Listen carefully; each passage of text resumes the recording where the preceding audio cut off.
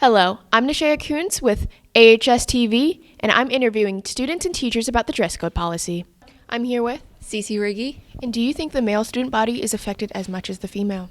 No, not at all, because girls have like a whole list of stuff they can't wear, and guys just can't wear too short of shorts. But even if they do wear those too short of shorts, nothing happens. I would have to say the female student body is more affected because I don't see males being dress coded as much as the females.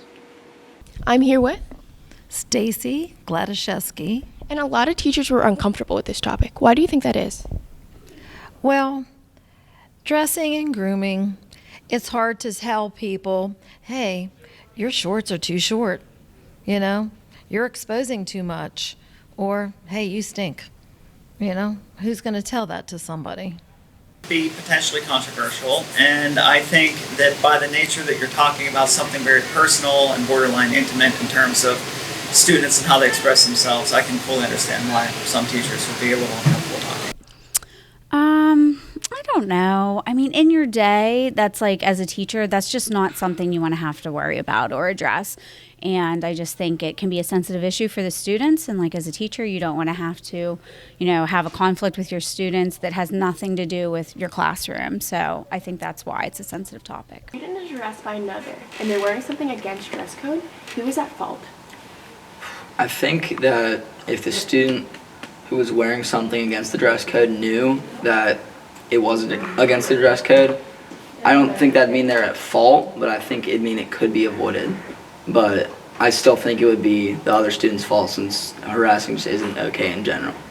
It depends if it's being done in front of me or in front of another teacher, what they're saying, how they're saying it. Maybe they're saying, hey, your shorts are too short. And that's still okay to tell another student because they're still breaking the rules. And they don't like to see the rules broken if, they're dressing appropriately and somebody else is like always wearing short shorts or Spanx aren't permitted. And, I think it depends on how it's said. If it's mean and malicious, there's a difference than if they're just saying, hey, your shorts are too short and Miss Gladaszewski is going to get you on that. That's another thing. Maybe they're trying to help them out, not harassing them. Mm-hmm. Where do you think the acceptable standard of modesty comes from? Religion or society at large?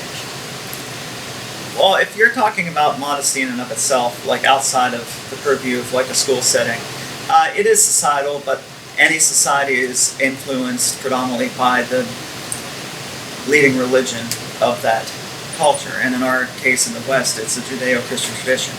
So I do think in America, in particular, having a Puritan foundation definitely influences the way we view certain things as a society. If you look at other Western countries around the world that don't necessarily come from a Puritan tradition, but do come from a Judeo-Christian tradition, but not necessarily a Puritan tradition, they are more lax or open about certain things that we may not be. And then if you consider other religions around the world, like Eastern religions and things like that, it pretty much completely reshapes entirely what would or would not be acceptable and why. Mostly religion, just because I feel like, I don't know how to explain it, like society encourages you to wear the clothes that you want to, and I feel like Christianity, for example, it's like church attire, like you're not allowed to show legs, you're not allowed to show stomach, stuff like that. But if you feel confident in it, I feel like that should be something that you would think religion would be accepting of. Do you think the repercussions of a student breaking dress codes affects the student's confidence or its self-expression? Well, to be honest with you, I don't know a lot about what that entails. It's not something I deal with very often, and in all honesty, in 20 years in the school district, there's only been a handful of times where I've seen something that I would say would blatantly, without question, deserve being addressed in such a way. I would imagine, though, that it could possibly make a kid feel a little less confident about themselves or a little insecure about their choices, maybe embarrassed. I would think embarrassed would probably be the biggest thing. I do know from being around for quite a while, I see a lot of girls angry after they're dress coded for whatever reason or another. But aside from the anger, I do think there would have to be a certain level of embarrassment and insecurity that would go along with that. Do you think it harms a student's self-expression? I would say to an extent, I think students use the way they dress to express themselves, so I think restricting some things could definitely restrict the way they express themselves. Do you think plus-size students are more susceptible to punishment? I think that they are because I feel like just in modern day anything, they're more of targets of anything. So it's like no matter what they wear, someone's obviously going to have something to say about it rather than if like an extremely skinny person was wearing something that they were wearing, like the exact same thing.